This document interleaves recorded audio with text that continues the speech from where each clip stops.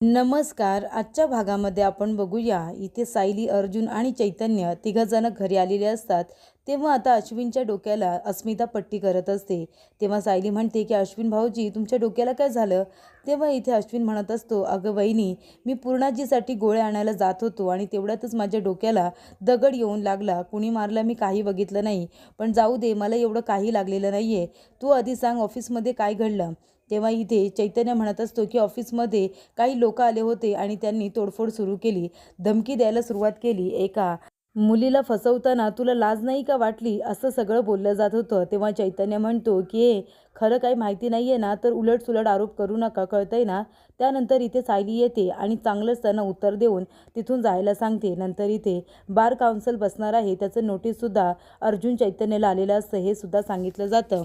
आणि एवढी मोठी संकट एका पाठोपाठ एक येत असतानाच तिथे कोण मदतीला आलं होतं तुम्हाला माहिती आहे का? तेव्हा अस्मिता म्हणते, कोण आलं होतं?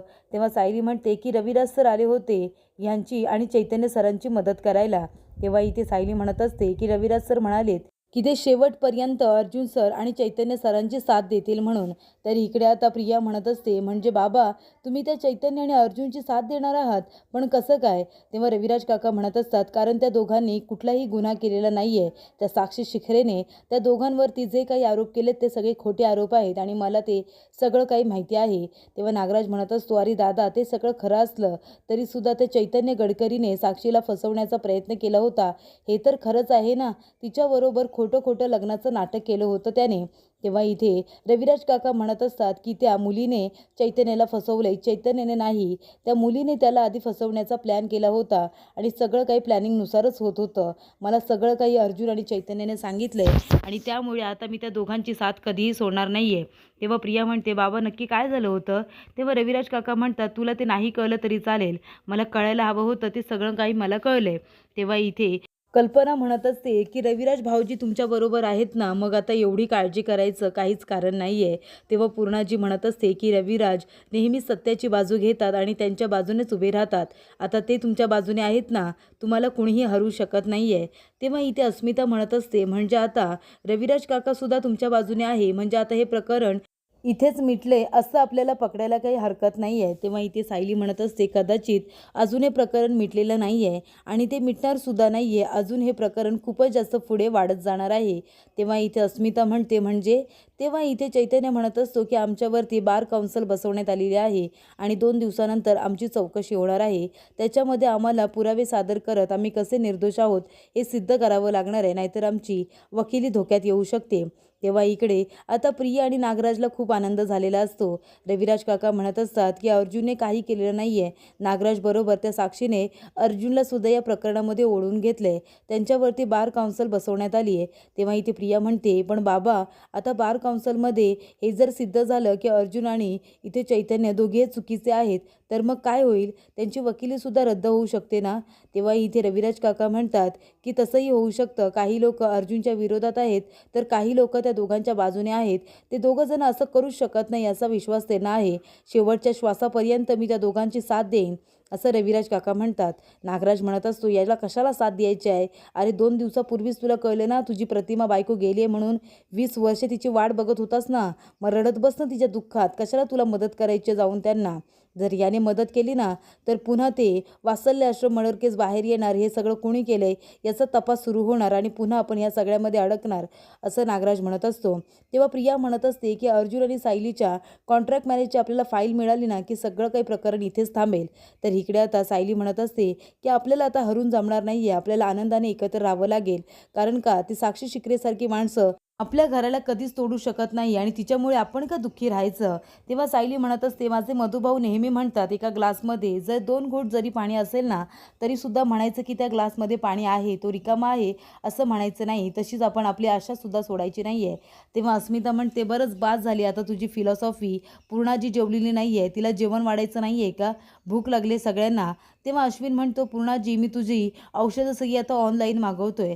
तेव्हा इथे सगळेजण आता जेवायला बसणार असतात. तेव्हा चैतन्य म्हणतो बरं ठीक आहे तुमचं चालू द्या, मी सुद्धा आता निघतो. तेव्हा इथे कल्पना म्हणते की चैतन्य तू कुठे जातोय, आता जेवूनच जा. तेव्हा अर्जुन म्हणतो आणि चैतन्य मला असं वाटते तू जेवसुद्धा, पण आता तू घरी जाऊ नकोस. जोपर्यंत हे सगळं प्रकरण मिटत नाही आहे ना तू इथेच राहा. तेव्हा इथे चैतन्य म्हणतो नाही नको. सायली म्हणते चैतन्य भाऊजी असं का करताय तुम्ही? हे बघा जोपर्यंत हे प्रकरण मिटत नाही तुम्ही इथेच राहा. त्या साक्षी शिकरेची माणसं काही करू शकतात. तेव्हा चैतन्य म्हणतो की जाऊ दे, माझं जे व्हायचं आहे ते होऊ दे, पण मला पुन्हा असं कोणी बोलता कामा नये की मी कुत्र्यासारखा फेकलेल्या तुकड्यांवरती जिवंत आहे. तेव्हा सायली म्हणते हे तुम्हाला सगळं कुणी म्हणालं? तेव्हा कल्पना म्हणते ती साक्षीच बोलली असेल आणि दुसरं कोण? तेव्हा चैतन्य म्हणतो मी अनाथ आहे म्हणून त्या गोष्टीचं तिने भांडवल केलं, कारण मी तिच्या इथे राहायला गेलो म्हणून तिने माझ्यावरती एवढे घाणेरडे आरोप केले. मी जरी अनाथ असलो तरीसुद्धा मी काहीही चुकीच्या मार्गाने कमावलेलं नाही आहे. जे काही माझं आहे ते सगळं कष्टाने कमावलेलं आहे. तेव्हा कल्पना म्हणते की चैतन्य पुन्हा जर तुला तू अनाथ म्हणालास ना तर तू या आईचा अपमान करशील, कळते ना तुला, थोबाडीत देईन तुझ्या एक. तेव्हा अश्विन म्हणतो आणि काय रे चैतन्य, त्या फालतू मुलीचं बोलणं तू मनाला लावून घेतलेस आणि स्वतःला अनाथ बोलतोयस तू. तेव्हा पूर्णाजी म्हणते नाहीतर काय, तू स्वतःला अनाथ समजतोस, तू आतापर्यंत आम्हाला तुझी माणसं समजलेला नाही आहेस का? तेव्हा इथे कल्पना म्हणते चैतन्य आताच्या आता जा, हातपाय धू आणि जेवायला बस. तेव्हा चैतन्य आता शांतपणे आता अश्विन बरोबर रूममध्ये जातो. तेव्हा इथे सायली आता टेन्शनमध्ये उभी असते. अर्जुन म्हणतो मिसेस सायली काय झालं? तेव्हा सायली म्हणते की सर मी चैतन्य भाऊजींचं म्हणणं समजू शकते, कारण ते सुद्धा अनाथ आहेत आणि मी सुद्धा. मला मधू भाऊंची ममता भेटली, पण शेवटीला माझं स्वतःचं असं कोणीच नाही आहे ना सर. तेव्हा अर्जुन म्हणत असतो की मिसेस सायली असं बोलून तुम्ही मला हर्ट करू नका, मी आहे ना तुमच्याबरोबर. मी असताना तुम्ही अनाथ कशा काय असू शकता? तर इकडे आता सायली म्हणत असते की आई उद्या गुढीपाडवा आहे, तर आपण यांच्या आवडीचा शिरा बनवूया का त्याच्यामध्ये ओलं खोबरं टाकून? तेव्हा इथे अर्जुन म्हणत असतो की माझ्या आवडीचा शिरा, पण काय आहे उद्या काही सेलिब्रेशन वगैरे आहे का? तेव्हा इथे कल्पना म्हणत असते अरे उद्या गुढीपाडवा आहे ना. तेव्हा अर्जुन म्हणतो हां बरोबर, ते वडाच्या झाडाला राऊंड राऊंड घेतात ते ना. तेव्हा कल्पना म्हणते अगदी बरोबर.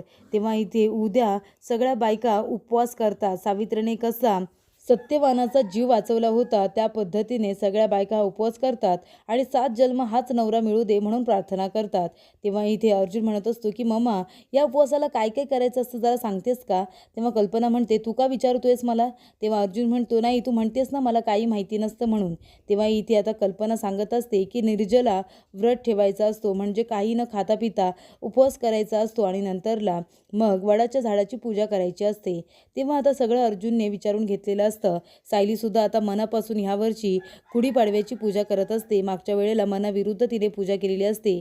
तिला असं वाटत असतं की ती सगळ्यांना फसवते, पण ह्या वेळेला मात्र ती अगदी मनापासून अर्जुनसाठी पूजा करत असते.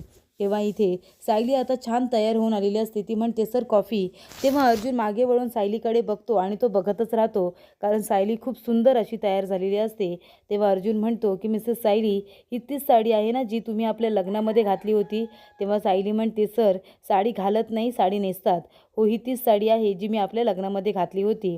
तेव्हा सायली म्हणते की मला आता तुमच्याबरोबर माझ्या आयुष्याची नवीन सुरुवात करायची आहे आणि म्हणूनच मी लग्नामध्ये जी साडी नेसली होती ती आता नेसलेली आहे. तेव्हा इथे सायली हे सगळं आपल्या मनामध्ये बोलत असते. तर सायली आता केसांमध्ये गजरा माळत असताना तिला जमत नसल्यामुळे अर्जुन तिची मदत करायला येतो. गजरा माळून देतो आणि त्या गजराचा वाससुद्धा घेत असतो. तेव्हा त्याला शिंका येते. सायली म्हणते सर काय झालं, तुम्हाला शिंका का आली? तेव्हा अर्जुन म्हणतो काही नाही, सकाळपासून AC चालू आहे ना म्हणून कदाचित मला शिंक आली असेल. आणि अर्जुन सायलीकडे एकटक बघतच असतो. तर पुढील भागामध्ये आपण बघूया अर्जुन धावत पळत येतो आणि म्हणतो की तुम्ही चाललाय ना आता पूजा करायला? सायली मी सुद्धा तुम्हाला सोडायला येतो. माहिती आहे ना तुला सायली, मागच्या वेळेला तुला चक्कर आली होती वडाची पूजा करत असताना, मग ह्या वेळेला मी सोडायला येतोय तुम्हाला. तेव्हा इथे आता कल्पना म्हणत असते हो रे बाबा चल, तू सोडायला चल. ह्या वेळेला पण काय सायली 7 जन्म तूच नवरा तिला भेटायला हवा आहेस म्हणून ती पूजा केल्याशिवाय काही थांबणार नाही आहे आणि तू काही तिला सोडायला तिथे आल्याशिवाय थांबणार नाही आहेस. तुम्ही दोघंजणं कितीही म्हणालात ना तरीसुद्धा तुम्ही दोघंजणं आयुष्यभरासाठी एकत्रच राहणार आहात. तेव्हा अर्जुन सायली एकमेकांकडे प्रेमाने बघतच बसतात.